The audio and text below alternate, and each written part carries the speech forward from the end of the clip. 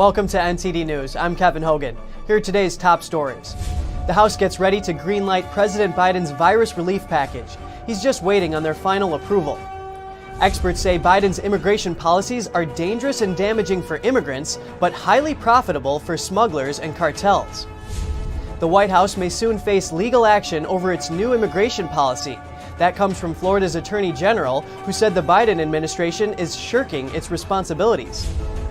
The heads of three major committees that promote Republicans throw their support behind President Trump. That's after Trump told them not to use his name to raise funds. And a group of hackers say they broke into the video feeds of 150,000 security cameras in the U.S. and across the world. The camera feeds included prisons, a Tesla warehouse, women's clinics, and more.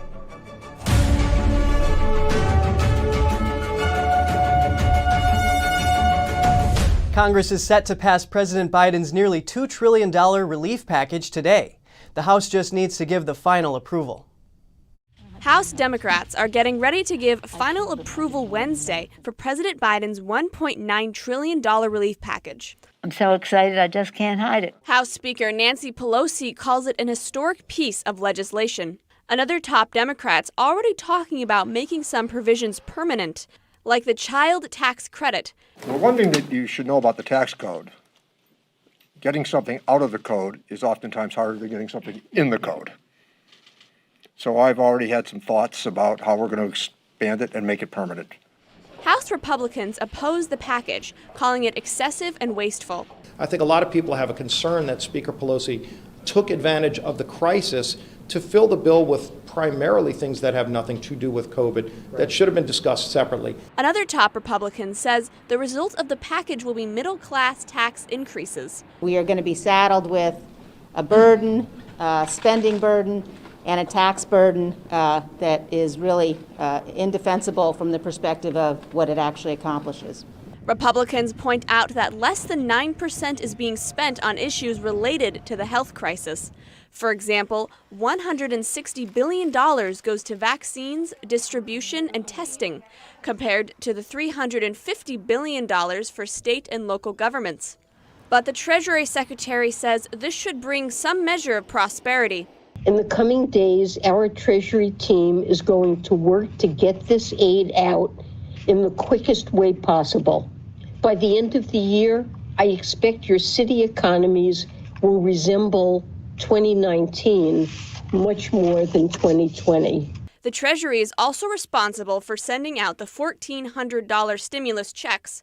A nonpartisan budget group says Biden's overall package could end up costing twice as much if some of the temporary measures are extended beyond their expiration dates.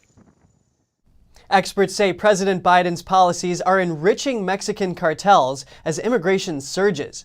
This as Biden refuses to answer questions about the escalating crisis on the southern U.S. border. There's a crisis at the border, sir.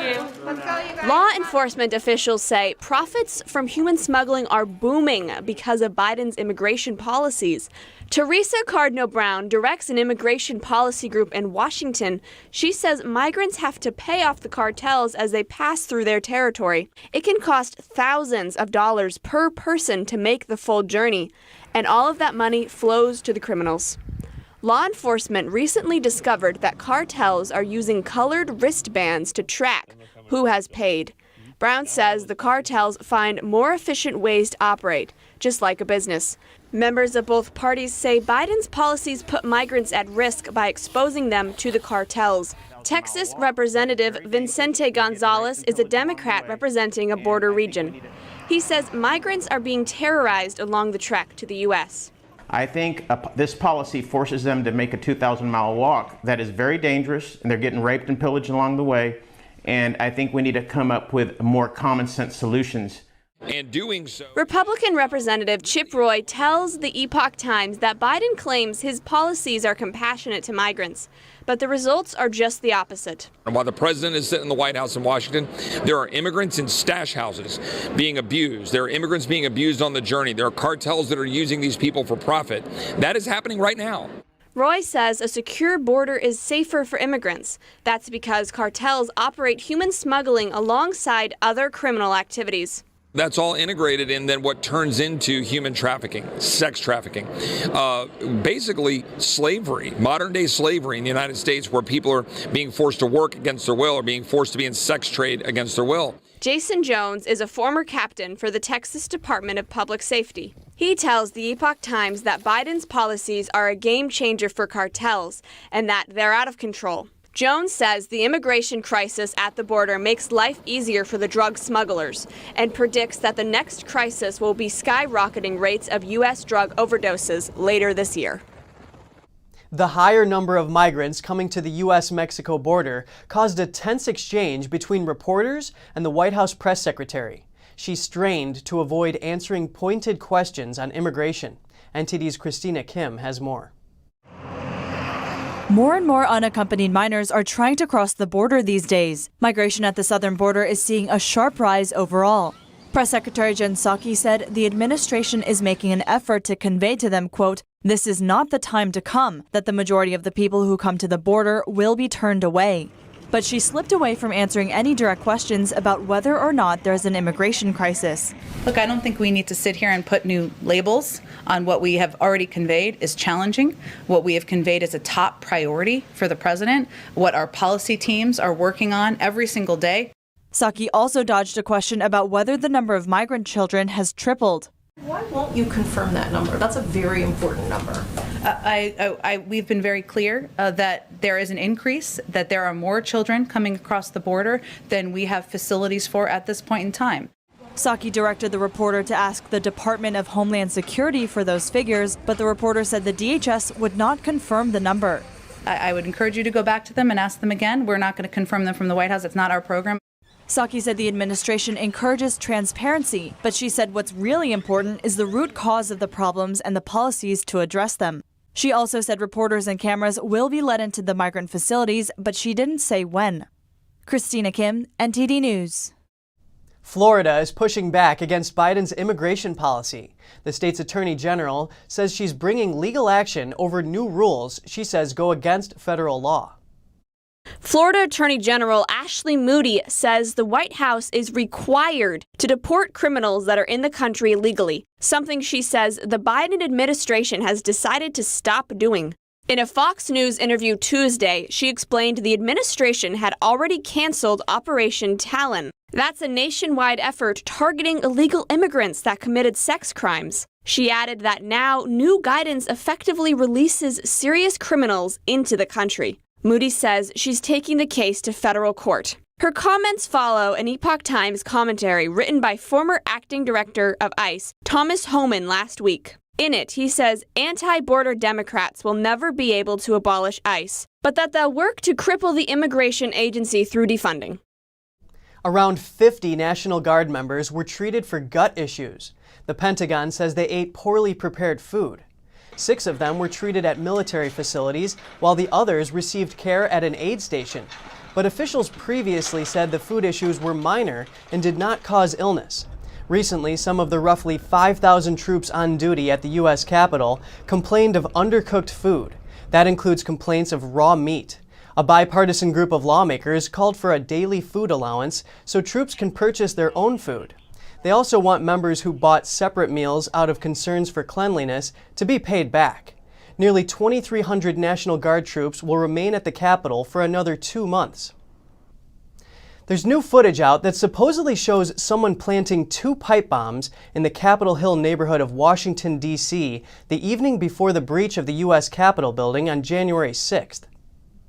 Ramping up its search for the person who planted pipe bombs in Washington, D.C., the FBI on Tuesday publicly released a video showing a suspect who placed explosive devices near the Democratic and Republican committee headquarters. The FBI is calling on the public to watch the video and submit any tips that may lead to that person's arrest.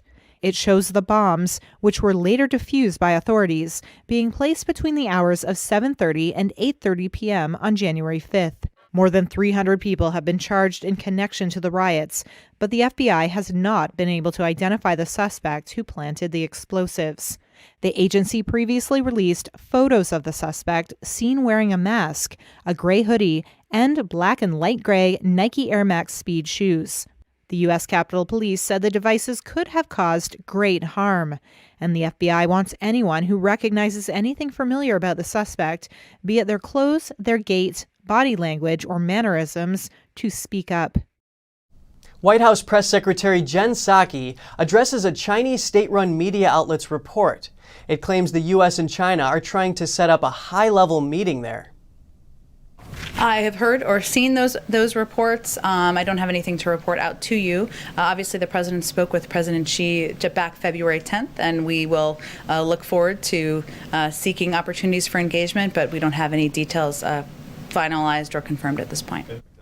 The reporter said the meeting would supposedly take place in Alaska and would aim to reset diplomatic relations.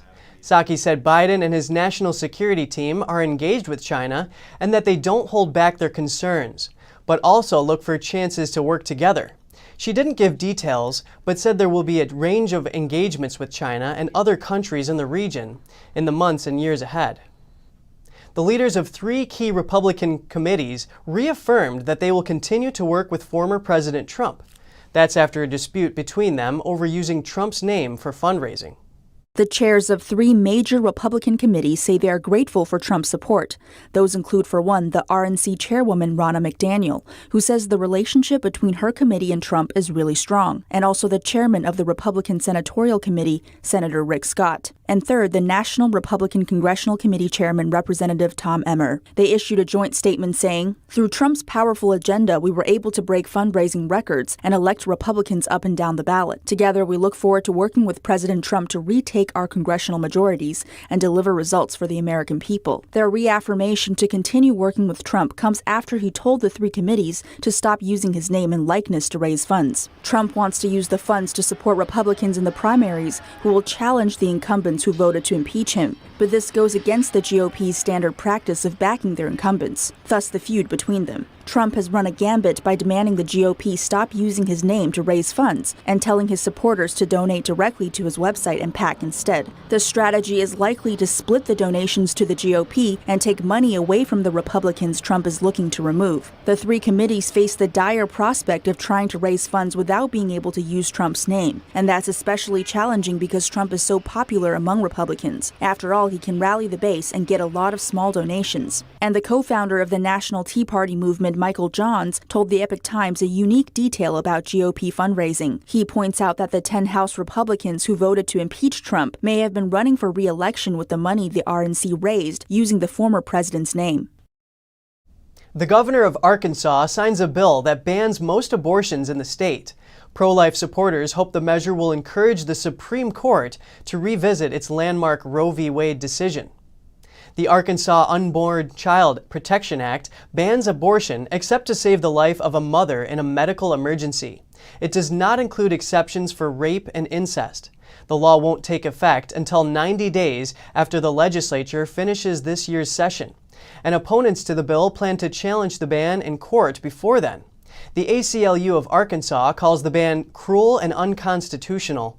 The governor has signed other abortion restrictions into law since he took office in 2015, and several other abortion restrictions are still being considered in the state. A breach of privacy taken to the next level. A group of hackers say they got access to over 100,000 security cameras across the country.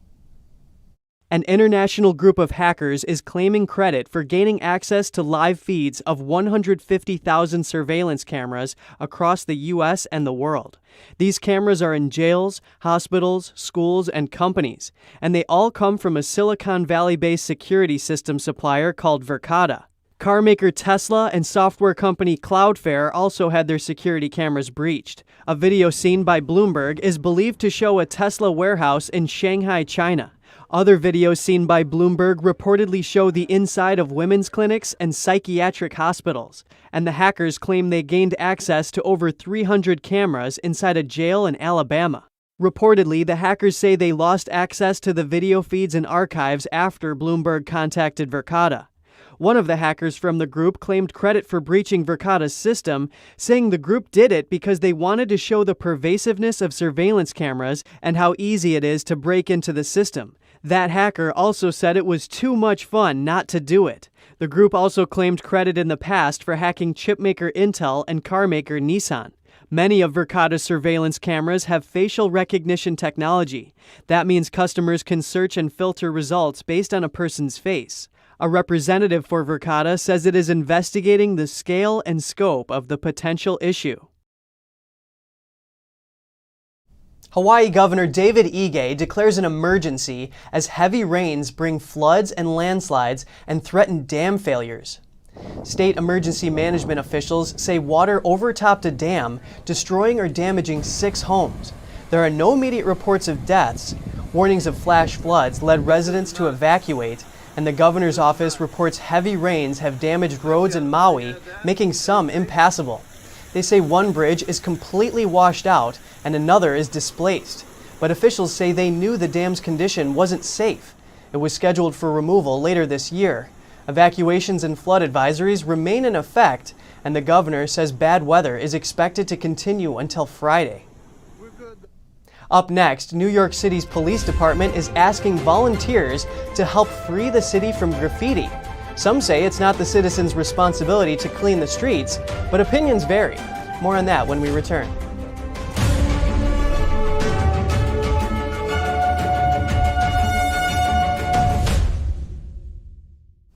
Twitter is suing Texas Attorney General Ken Paxton.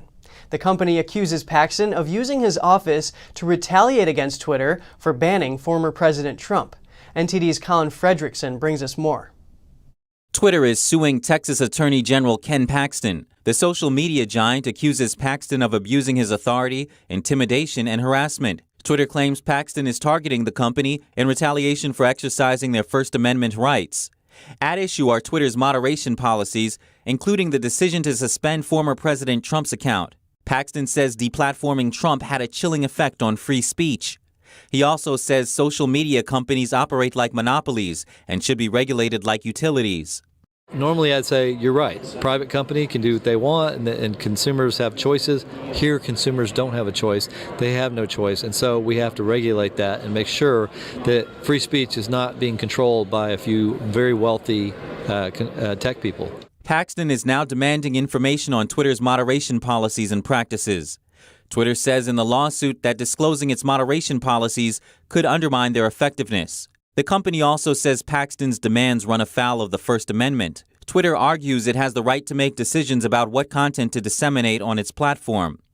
The company is asking the court to block Paxton's efforts to obtain the information or otherwise probe Twitter's internal decisions. An icy highway in Reno, Nevada had to be shut down Tuesday morning. Around 20 cars slipped, skidded, and smashed into each other. Watch out! A state trooper was on the scene at US 395 in Panther Valley when the cars just kept piling up. Luckily, Sergeant Francos wasn't inside his vehicle. The Nevada Highway Patrol says 17 vehicles crashed into each other within a span of a half hour, with a few more damaged but not part of the pileup. It was the result of drivers traveling too fast on the slick roads. He wants to remind drivers, when there's inclement weather, slow down and give yourself plenty of distance and time to react. And of course, wear your seatbelt. If you're planning on hitching a ride on New York's Long Island Railroad, you might feel a bit cramped. The MTA cut back on its service, leading to crowded trains. NTD's Don Tran reports.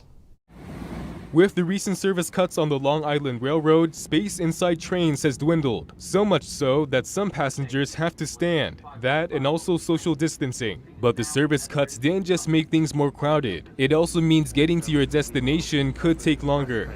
They didn't take away any trains that are local.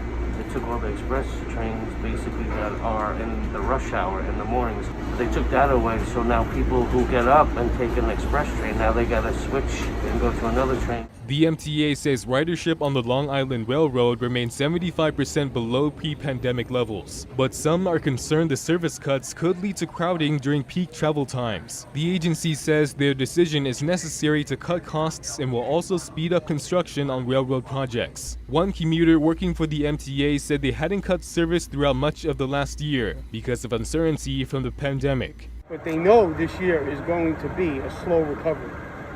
We might conceivably go into 2022 before we're back to normal capacity. This will not be over in a month or two. There's no way. Despite the grim predictions from some commuters, the chairman of the MTA says the incoming $6.5 billion from the federal government will prevent future service cuts. He said it's only a question of when. Don Tran, NTD News, New York. A New Jersey Amtrak worker is charged for stealing chainsaws and chainsaw parts. He made over $50,000 selling them through online auction sites and direct sales. AP reported that over 4 years, Jose Rodriguez sold over 70 chainsaws and about 260 chainsaw replacement parts.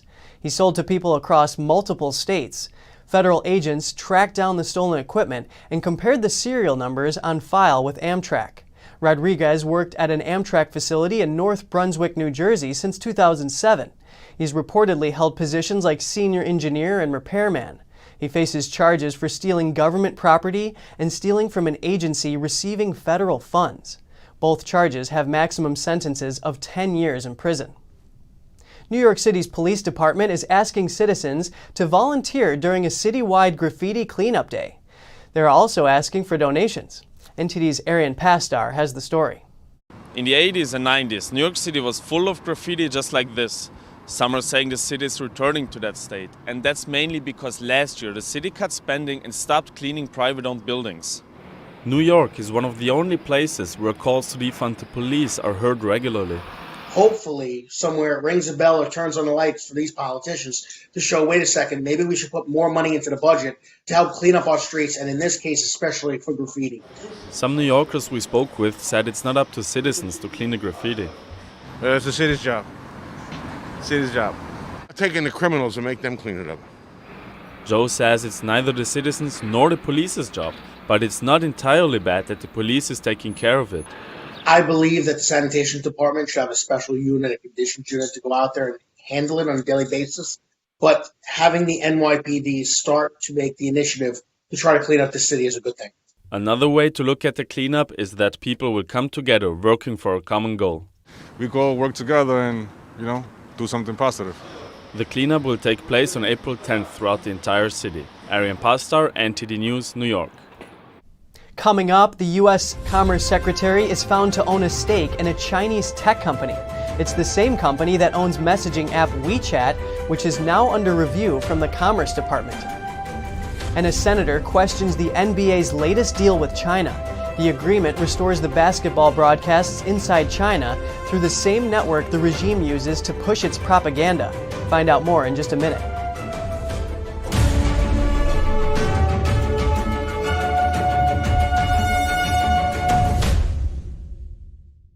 If you're like me, and I think it's actually most of us, then you're getting really fed up with the nonsense going on inside the banking system. I mean, we've worked hard our entire lives to retire comfortably. We just recovered from the crash of 2008, and it seems like it's about to happen all over again. Look at the too big to fail banks.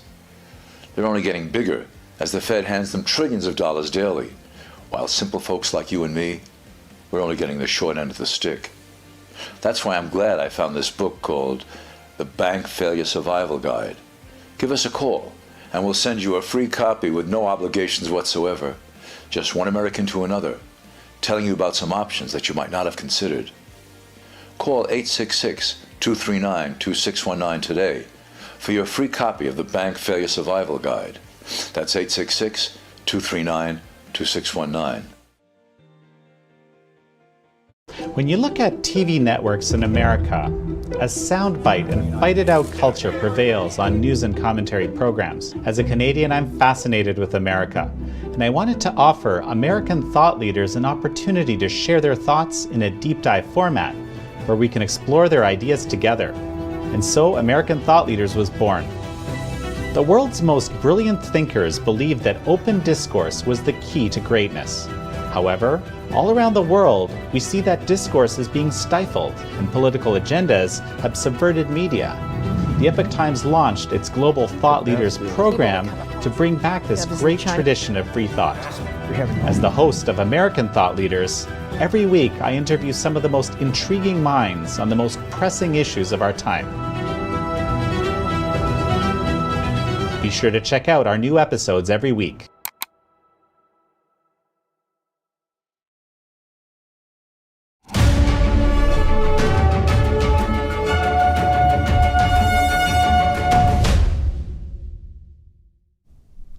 The new Commerce Secretary may have potential conflicts of interest because of a Chinese company, and a senator is questioning the NBA's deal with a Chinese propaganda mouthpiece.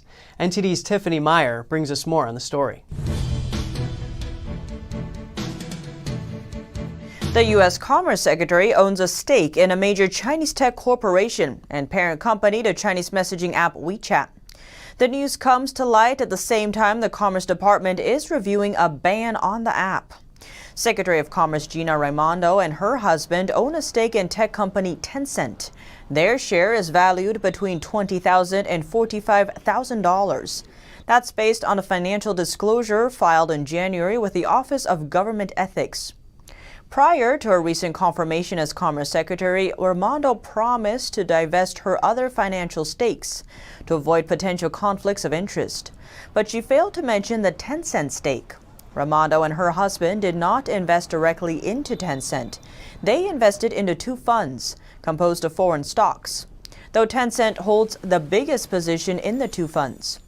The Biden administration is reviewing the previous administration's executive orders related to China, including the order that banned transactions with Tencent.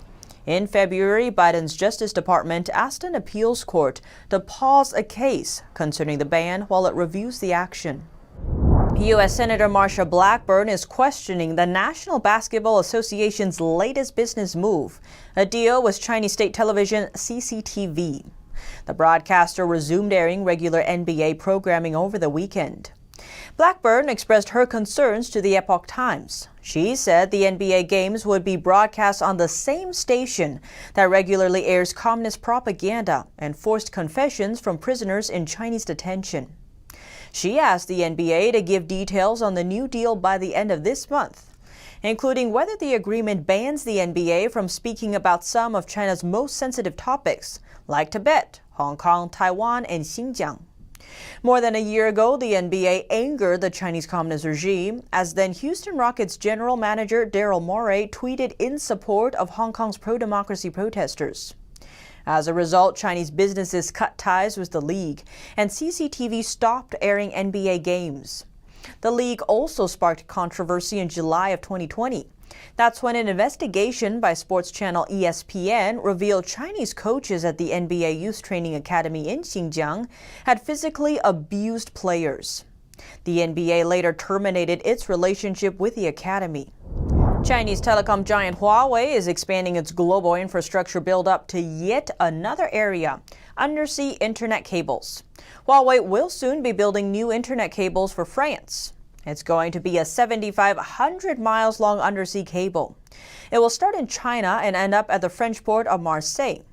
Huawei's involvement in the infrastructure has raised security concerns. That's for its poor security record. Under Chinese law, it is required to share information with the CCP. In 2019, the U.S. put Huawei on a trade blacklist. It deemed Huawei a national security threat. As per Bloomberg, the French port is an easy spot for cable tapping. There's a risk that Huawei might build backdoors during the construction, and that would allow it to steal information. Former U.S. Air Force General Robert Spalding says that Chinese cables and switches are the source of redirecting traffic and eavesdropping. Last year, then U.S. Secretary of State Mike Pompeo warned the international community about the Chinese regime's subversion of intelligence through undersea cables. Despite the warning, the French government still allowed Huawei to build the cable. About 400 cables transport around 98% of the world's internet data and telephone traffic. The U.S. owns many of them.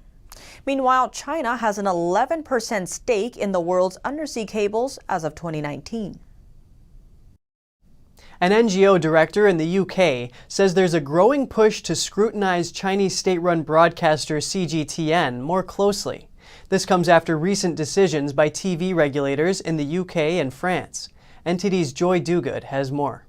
UK broadcast regulator Ofcom on Monday imposed fines on Chinese state-run news channel CGTN, £125,000 for its partial coverage of Hong Kong protests, and a £100,000 fine for airing a false confession of British national Peter Humphrey. Humphrey has mixed feelings about the rulings. I'm very pleased to see all of these disciplinary legal rulings against CGTN. I'm disappointed that the fines are so small. He says fines should be in the millions, since it involves severe and brutal human rights crimes. £100,000 fine something like CGTN is just like spitting in the wind, because CGTN is funded by the very deep and very dirty and very bloody pockets of the Chinese Communist Party. Last week, a French regulator approved CGTN's licence to broadcast in France and by extension in Europe. This comes after Ofcom revoked its UK licence in February, following complaints filed by human rights NGO Safeguard Defenders. Its director says he's not concerned about the French decision. The CSA, as they are called, made it very clear, and this is incredibly unusual, that they will be paying close attention to CGTN and what they broadcast. So I think it's actually a positive development because it puts more pressure on CGTN. He says it has always been their goal to get TV regulators to better scrutinise Chinese state-owned broadcasters. Peter Darlin is also a victim of a false confession that was broadcast on Chinese state TV. He says he sees a growing push against Chinese Communist Party, or CCP media. And not just in Europe. An Australian broadcaster recently suspended CGTN after receiving a letter from Safeguard Defenders. He says regulations cannot properly deal with the current media landscape anymore. It's a patchwork, really, and there's a lot of ways around these regulations. So for sure, I think, we're getting to the point where we need a reckoning with a more comprehensive overview of how do we combat disinformation, direct lies, biases. He says Safeguard Defenders has some quite exciting developments in the pipeline. Joy Duguid, NTD News. And if you want to reduce travel time when you're up in the air, there might be a solution for you in the near future. And Swiss bank UBS challenges a fine worth billions of dollars. The bank's reputation is on the line, and this is not the first time the bank has been in trouble. That and more when we return.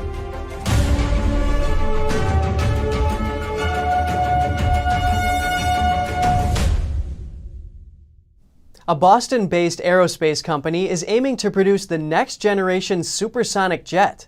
There hasn't been a supersonic jet since 2003, when the Concorde was officially retired. NTD's Steve Lance has more on this story from LaGuardia Airport. Boston-based Spike Aerospace has a plan to roll out a supersonic aircraft by year 2022. The civilian jetliner boasts that it will have passengers from New York to London in just over 3 hours. Spike CEO Vic Kachoria says the development process is moving right along. We're just starting our next phase of development, which is to build a manned demonstrator. We'll have first flight of a test aircraft in 2022. According to Kachoria, their proprietary quiet supersonic flight technology could significantly reduce flight times. So the Spike SFAT-12 will reduce flight times by at least 40%. Depending on how you're using it, 40 to 50%. This isn't the first time similar technology has been used in civilian aircraft. We asked folks how they would feel about taking an early ride on one of these groundbreaking airplanes. So yeah, it's definitely maybe breaking the sound barrier, but otherwise I think I'd be comfortable as long as, all due diligence is done. If I have to travel and go to someplace, yeah, I'll take a shot at it. Yeah, sure. But not everyone we spoke with was excited to take the voyage right away. Like anything else, I think that I'd like to see them work the bugs out of it first. I'm never the first consumer, whether it's a camera or a phone. I'd like to see them get it right first. Experts in the aerospace industry say this technology has been around for a long time and is ready for real-world application. The systems are well understood in supersonic flight. We had a long track record with Concorde, so there's a lot of data there. Spike is also focused on a state-of-the-art in-cabin experience. So the viewer, the passengers can flick with their smartphone to whatever channel they want to look at. They want to see the left side or the right side, they can flip to that view. Or they can turn on a movie. Spike says that test flights will begin in 2022 and that regular passengers will begin flying in 2028. Steve Lance, NTD News, New York. Kia is issuing a recall for nearly 380,000 SUVs and sedans. They could be at risk for catching on fire. This applies to many Sportages made between 2017 and 2021 and Cadenzas built between 2017 and 2019. There's a risk that some of the electronics under the hood could short circuit, causing them to overheat and catch fire. Until the problem is fixed, the National Highway Traffic Safety Administration recommends parking the Kias outside and away from structures. That's to prevent any possible car fire from spreading. Kia will notify the owners of affected vehicles by mail beginning April 30th, and the automaker says customers will not be charged for repairs. You can also find out if a car has been recalled by going to the safercar.gov website and entering the VIN number. Hawaii may overtake California as the state with the highest income tax. Hawaii's Senate is considering imposing a tax rate of 16% on people earning more than $200,000 a year. That would make it the highest in the nation. Currently, California has the highest rate at 13.3% for people making over $1 million. Hawaii has seen a sharp drop in tax revenue because of the hit to the tourism industry, so they're looking to find other sources of income. The bill also contains increases to the capital gains tax, corporate tax, and high-end real estate sales. An investment bank is challenging a fine worth billions it got for helping its French customers hide their assets. If it sounds a little like a case in the U.S. a decade before, that's because the same company was charged with tax fraud and paid hundreds of millions in fines. UBS Group is appealing a whopping $5.4 billion fine. Its trial began Tuesday in Paris. The Swiss bank was found guilty in 2019 of tax fraud and money laundering. The prosecutor based his accusation on a former employee of the bank, Stéphanie Gibault. In 2008, my boss asked me to destroy documents that related to a client list and events I used to organize after the office of the general director was searched by police. UBS was also convicted of secretly sending Swiss bankers across the border to encourage prospective clients to move their money overseas. The trial echoes a 2009 tax fraud case in U.S. courts, when the bank settled, agreeing to pay $800 million in fines. $780 million? It's almost nothing as a fine. There are similar cases. In Germany, the bank made a deal to pay $360 million in fines. The bank's guilty verdict in its 2019 trial in France is a first for the bank. Why is it important? It's the first time UBS has ever been convicted after a trial. The stakes are the reputation of the bank's stocks, but more importantly, the core of this topic is the bank's secrecy, what it's allowed or not allowed to do with its clients. The appeal case is set to end on March 24th. David Vives, NTD News, Paris. Coming up, defacing a memorial in the UK could potentially land you in jail for up to 10 years. That's according to a new law.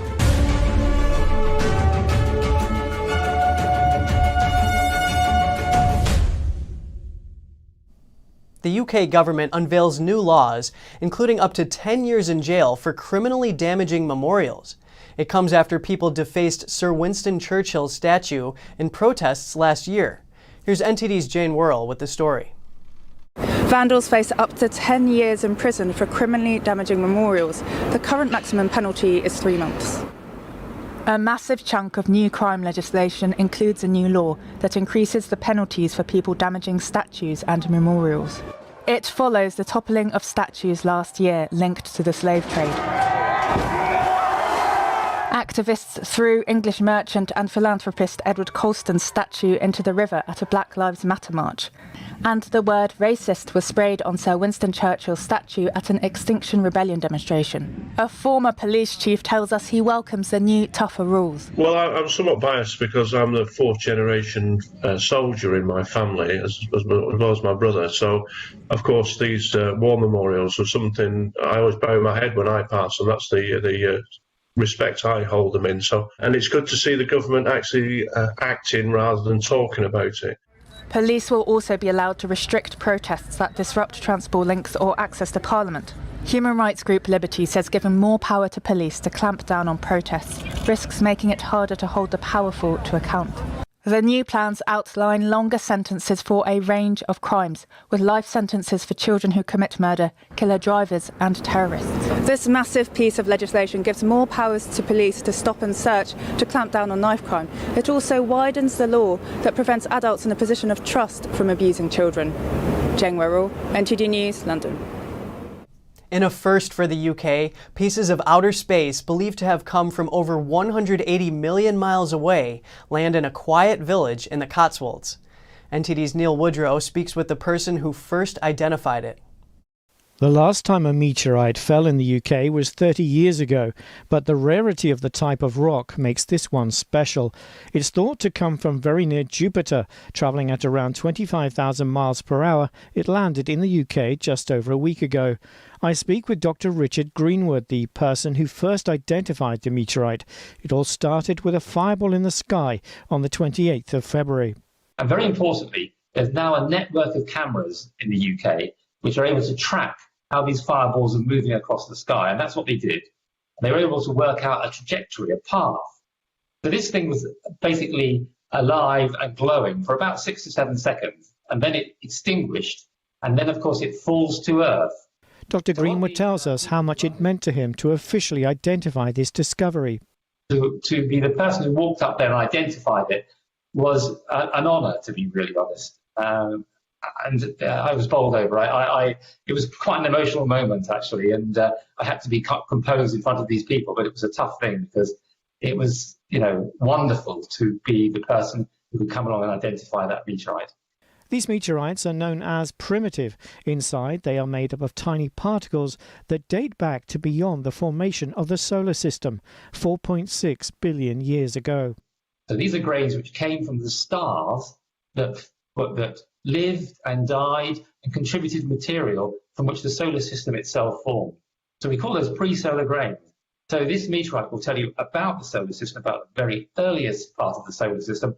It'll also tell you about what went on before the solar system existed. He spoke of a theory about how life on Earth came about. We live on a planet in this inner solar system which is dry, and yet we have life, we have the oceans.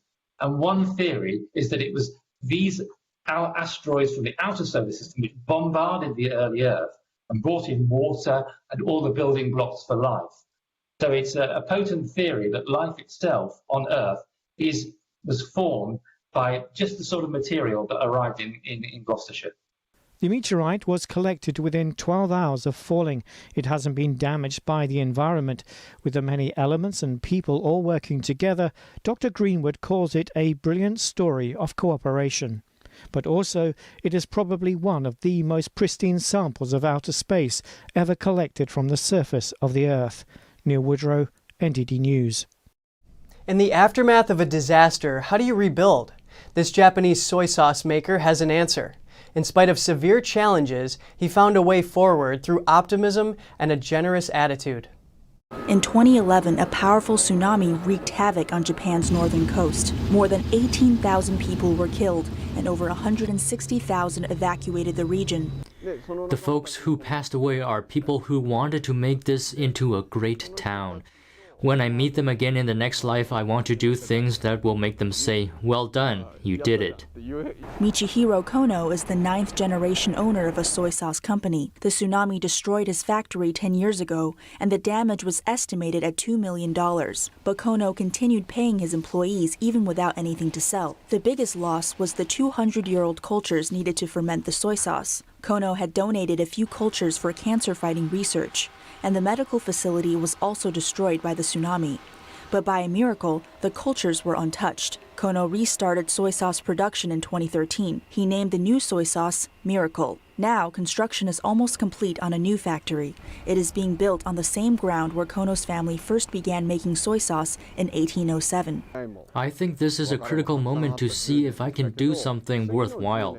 After 10 years, to come back to where I was originally born, it's like I'm at the starting line.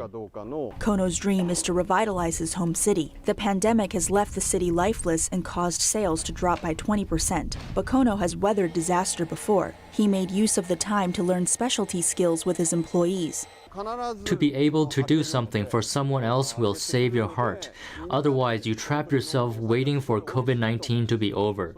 It will affect your heart. So I think this is a great opportunity to do something for someone else or for society. It is Kono's optimistic and giving spirit that helped him rebuild his company and carry on this long family tradition.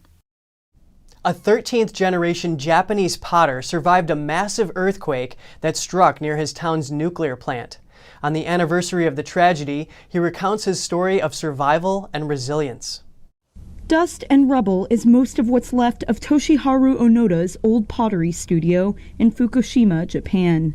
Onoda is a 13th generation potter of obori somayaki, known for the high-pitched singing sound made when kilns are opened and the glaze cracks.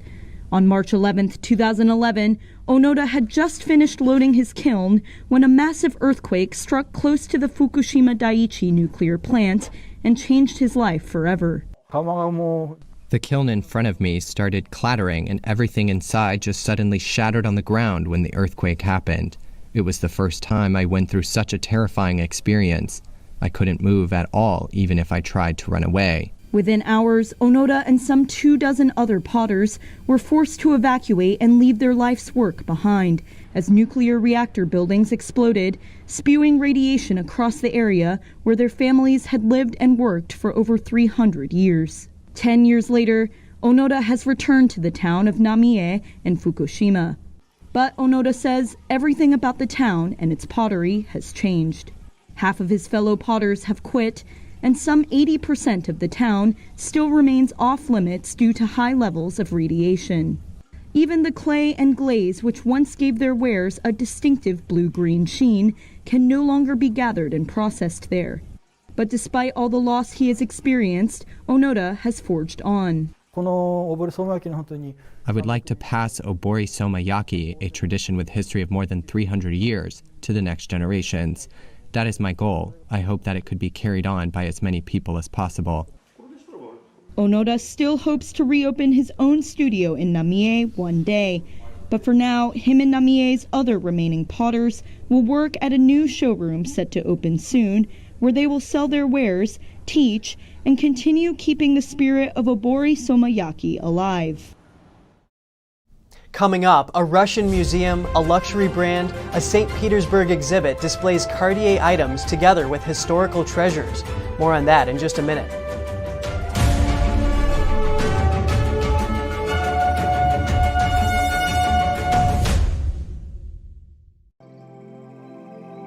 We're becoming more and more urban. We lose our connection with nature.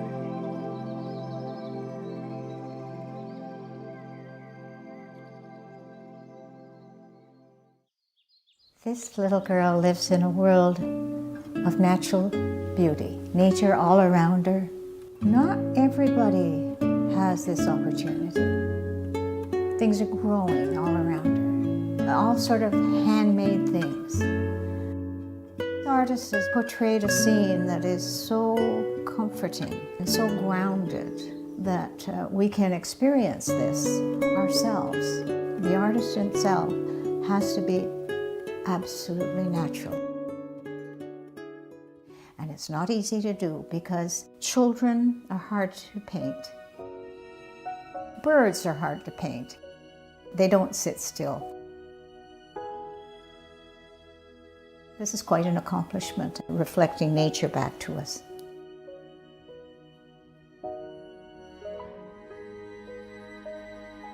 It's just a pure, natural painting.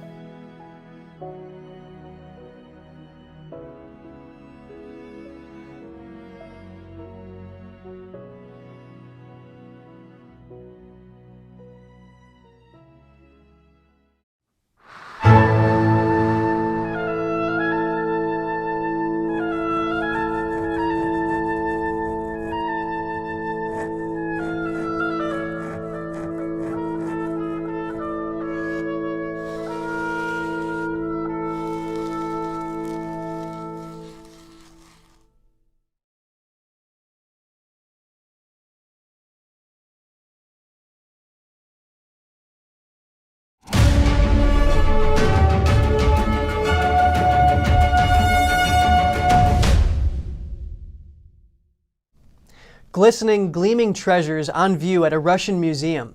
The exhibit features 5 Cartier artifacts recently restored by the museum's masters. The exhibit, Cartier, Passing on Heritage and Savoir-Faire, features 5 items from St. Petersburg's Hermitage Museum. A rosewater sprinkler, a crystal lamp, a jewelry box, an embroidered clock cabinet, and the ceremonial baton of Russian Tsar Alexander II, all carefully restored, and showing their connection to Cartier. A Polish princess's jewelry box. Made in 1533. Next to Cartier cameos and bracelets that use the same varied approach. It has been a part of the Hermitage collection since the end of the 18th century, during Catherine the Great's reign, and it was listed in her inventory. In the center of the exhibit, a golden aroma sprinkler made of gold, silver, and jade, and sprinkled with diamonds, emeralds, rubies, and pearls.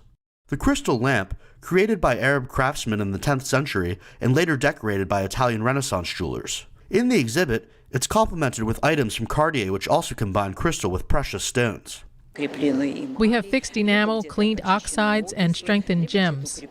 The partnership between Cartier and the Hermitage began in 1992 and reached a new stage in 2016, when the famed jewelry house supported the museum's restoration program. This exhibit runs until April 18, 2021. Andrew Thomas, NTD News. Let's turn our attention to health now. Ultra-processed foods offer convenience at the expense of our health and waistlines. Let's get the latest statistics.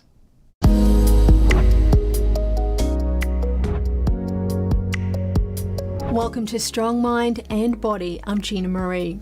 According to the American Obesity Association, by 2030, 60% of Americans will be obese. The culprit is ultra-processed foods. These make up almost 60% of the average American's caloric intake. They're convenient, but they come at the expense of our health and waistlines. They include items such as breakfast cereals, pizza, chicken nuggets, soda, chips, salty, sweet, savory snacks, packaged baked goods, microwavable frozen meals, and instant soups and sauces. The problem is they are high in sugar, and a high sugar diet will take a toll on your health by packing on unwanted pounds at a rapid rate. Yet sugar is only one problem with processed foods. Another, which may be an even worse offender, is industrially processed seed oils, often referred to as vegetable oils. Nearly every fast food restaurant is guilty of using high levels of these toxic fats. They also use high amounts of refined sugar and grains.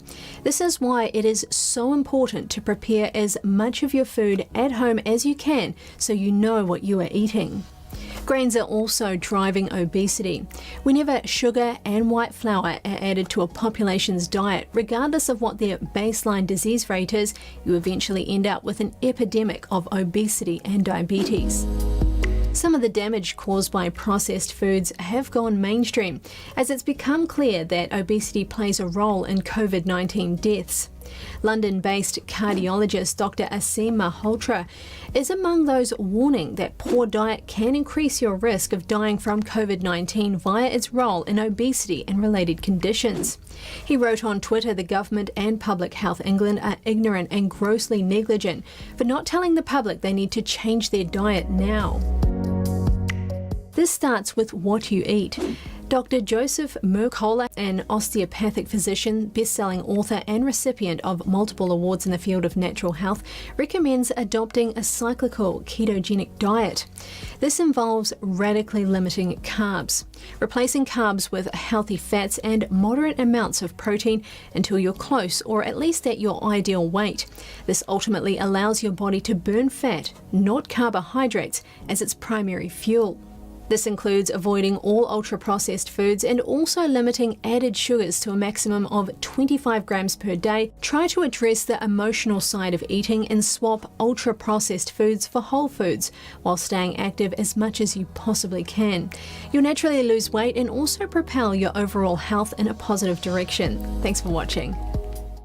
And that's all for now. Catch us again tonight at 6:30 Eastern. I'm Kevin Hogan.